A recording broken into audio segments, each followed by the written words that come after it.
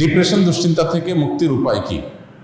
Depression এবং দুশ্চিন্তা এখন ঘরে ঘরে। যত বেশি সম্পদ, যত বেশি মানুষের দিনকাল ভালো, তত বেশি মানুষের মধ্যে দুশ্চিন্তা, ডিপ্রেশন বেশি। তো এই দুশ্চিন্তা এবং ডিপ্রেশন এটা থেকে মুক্তি লাভের জন্য আমাদের যে কাজগুলো করতে হবে তার ভিতরে 1 নম্বর হলো 5 ওয়াক্ত নামাজ যথাযথভাবে সুন্দরভাবে আদায় করতে হবে, খুব লম্বা সময় নিয়ে, ধীরে ধীরে। দ্বিতীয়ত, আপনি বেশি বেশি করে কোরআনে কারিমের অর্থ সহকারে তিলাওয়াত করবেন।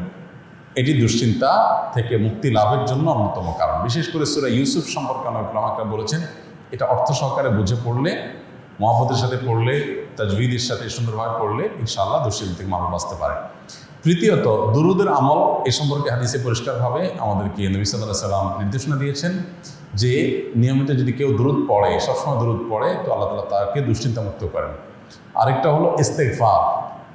ইস্তেগফার যদি কেউ নিয়মিত পড়েন, তাকেও আল্লাহ তাআলা দুশ্চিন্তা থেকে হেফাজত রাখেন। আর এছাড়া দুশ্চিন্তা থেকে মুক্তি লাভের জন্য একটা বিশেষ দোয়া আছে, নবী সাল্লাল্লাহু আলাইহি ওয়াসাল্লাম পড়তেন, আল্লাহুম্মা ইন্নী আউযু বিকা মিনাল হাম্মি ওয়াল হাযান ওয়া আউযু বিকা মিনাল আজজি ওয়াল কাসল ওয়া আউযু বিকা মিনাল বুখলি ওয়াল জুবন ওয়া আউযু বিকা মিন গালাবাতিদ দাইনি ওয়া কাহরির রিজাল।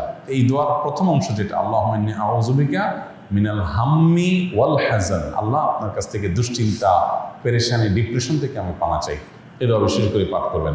আর এমনিতে নবী সাল্লাল্লাহু আলাইহি ওয়াসাল্লামের নিয়ম ছিল, কানাইজা হাযাবাহু আমরুন ফাযা ইলা সালাহ, কোনো বিষয়ে যখন তিনি পেরেশানিতে পড়তেন নামাজে চলে যেতেন, 2 রাকাত নামাজ পড়তেন।